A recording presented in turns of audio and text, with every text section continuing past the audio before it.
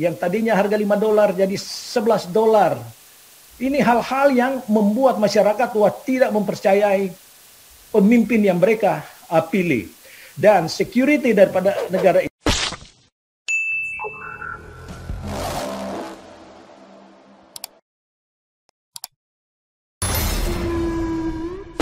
Florida $2, sekarang $3.42. Sedangkan orang-orang Amerika yang mendasarkan itu paycheck to paycheck, artinya mereka mendapatkan gaji dengan membayar segala macam apa yang dibutuhkan untuk kehidupan, ya terasa sekali. Inflasi sangat tinggi. Demikian juga itu belanja, soal belanja, grocery, wah, meningkat luar biasa. Yang tadinya harga $5 jadi $11. Ini hal-hal yang membuat masyarakat tidak mempercayai pemimpin yang mereka pilih. Dan security daripada negara ini, misalnya penjagaan supaya orang-orang yang ingin menghancurkan Indonesia tidak masuk. Zaman Trump dulu itu adanya border, dia membuat supaya ya jangan seenaknya orang nyebrang. Sama dengan di Eropa. Eropa juga ketat sekali itu mengenai mereka yang mengaku refugee, tetapi mereka disusupi oleh ISIS atau orang-orang yang radikal. Kan kita tidak tahu, Eropa itu lebih kencang daripada Amerika sebenarnya. Amerika ini toleransinya sangat tinggi. Bahkan di sini perlu diketahui, mereka yang tinggal di Amerika meskipun masih terhitung ilegal, selama mereka tidak melakukan suatu kriminal, dijamin oleh negara ini tidak disentuh asal jangan ada order khusus ya. Jadi banyak mereka yang tidak ada status misalnya. Jadi tetap menghormati manusia itu sebagai bagian daripada ciptaan Tuhan tanpa melakukan suatu tindakan yang represif gitu. Kalau di Indonesia, visa saya hanya bisa ya 59 hari. Lebih daripada itu kita dikejar, Pak. Dan dikenakan denda. Kalau tidak saya harus ke Singapura untuk extend my visa atau ke Davao kalau saya berada di Sulawesi Utara. Ini sesuatu yang sangat berbeda. Nah, kalau visa untuk masuk Amerika Serikat, kalau memang di itu paling tidak ya 3 bulan, 6 bulan itu bisa di-extend sesuai dengan kebutuhan kita kalau ada alasan tertentu. Jadi dari cara-cara ini kita bisa melihat bahwa kenapa kita merasa lebih patriotik di negara asing, khususnya saya berada di negara Amerika, karena saya merasa ada sesuatu yang bisa saya rasakan. Jadi saya juga tidak mau menjadi seorang hipokrit dan tidak membalas jasa suatu negara yang memberikan kita suatu kemakmuran. Jadi kembali kepada kebijakan daripada pemimpin. Kalau pemimpin macam saat ini ya banyak sekali dikritik. Namun ya mainstream media tidak mengemukakannya. Karena persoalan Afghanistan yang tidak ada strategi daripada Joe Biden. Sehingga ditarik begitu saja. Bukan hanya Amerika yang marah. Para sekutu negara-negara yang mensupport adanya Amerika untuk memerangi para teroris.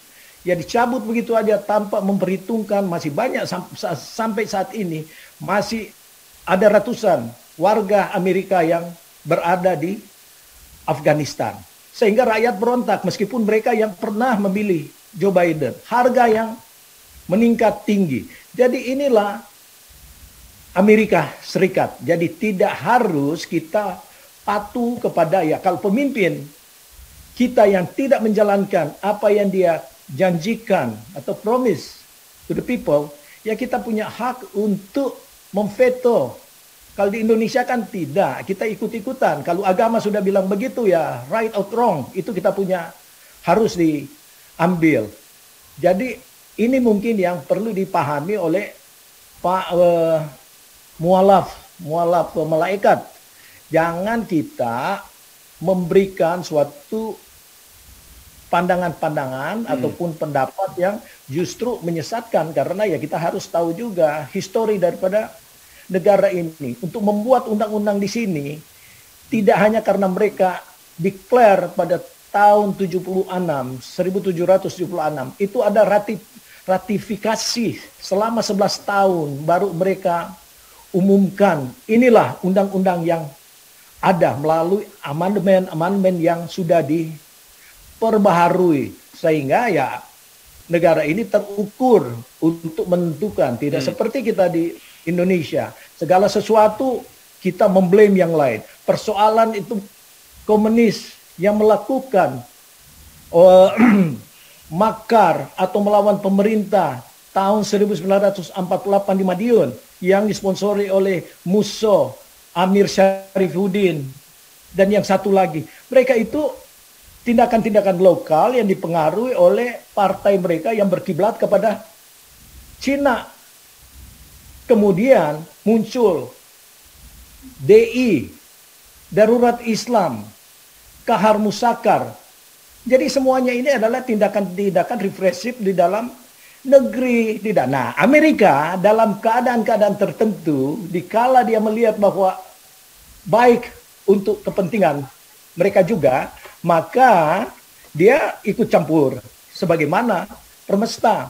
Permesta itu adalah suatu gerakan sebenarnya dimulai daripada ketidakadilan sosial, politik, dan finansial atau ekonomi di Indonesia. Sehingga riak-riak untuk memunculkan perjuangan ini untuk menuntut supaya ada keadilan bagi seluruh rakyat Indonesia. Kan muncul di Sumatera, juga di Manado atau di Sulawesi, yaitu Permesta. Namun Amerika ikut di dalam permainan tersebut karena ya mereka support itu menentang, karena di antara perjuangan misalnya Permesta, PRRI Permesta adalah untuk menghancurkan komunis. Karena pada waktu itu kelompok daripada Om Vence Sumual telah melihat pengaruh-pengaruh daripada Aidit CS yang akan menghancurkan Indonesia. Dan benar Amerika mensupport. Dan kita melihat bahwa karena ini ada kejadian tertembaknya salah satu pilot bayaran daripada Amerika pada saat itu, yaitu Alan Pope. Maka ya Amerika tidak ingin secara langsung mengintervensi politik Indonesia. Maka berhenti. Sehingga ya Permesta boleh dibilang kalau di Sulawesi 3 tahun baru mereka bisa dinyatakan kembali ke pangkuan Ibu Pertiwi. Dan bukan karena seperti di Sumatera hanya dengan 2-3 hari sudah dikuasai. Kalau di Minahasa 3 tahun. Dan itu pun atas himbauan daripada Abdul Haris Nasution, yang mana dia adalah kawan baik daripada Alex Kalwilarang, yang menghimbau masyarakat yang terlibat dalam Permesta untuk kembali ke pangkuan Ibu Pertiwi. Jadi inilah sebenarnya bagian daripada riak-riak sejarah di Indonesia. Dan tuntutan-tuntutan ini karena dimulai daripada ketidakadilan. Selain daripada komunis. Komunis itu adalah tuntutan untuk menjadikan Indonesia sebagai satu negara komunis yang bertentangan. Pertama ya bertentangan dengan Pancasila, ketuhanan yang Maha Esa.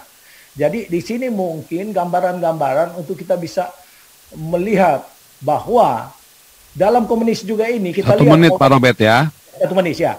Musso, mereka itu lulusan-lulusan pesantren Pak. Kita lihat Aidit, baca sejarahnya Aidit. Mereka orang-orang yang setia melakukan 5 waktu mereka.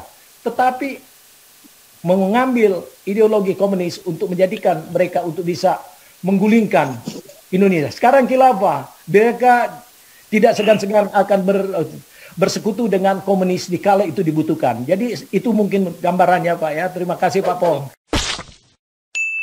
Terima kasih. Anda telah menyimak materi video ini sampai selesai. Kami berharap Anda bisa memberi masukan kepada yang lainnya melalui kolom komentar dari sudut pandang Anda yang berbeda. Komentar Anda akan memberikan edukasi atau bahan pertimbangan bagi generasi dalam memahami narasi atau sumber berita yang belum tentu sesuai dengan fakta. Tapi sebaiknya bagi Anda yang belum subscribe, silahkan subscribe terlebih dahulu supaya komentar Anda tidak terbaca spam. Dan bagikan link video ini ke media sosial lainnya supaya teman Anda bisa berbagi pengalaman bersama kita. Terima kasih. Dan enjoy saja bersama Sodron Channel.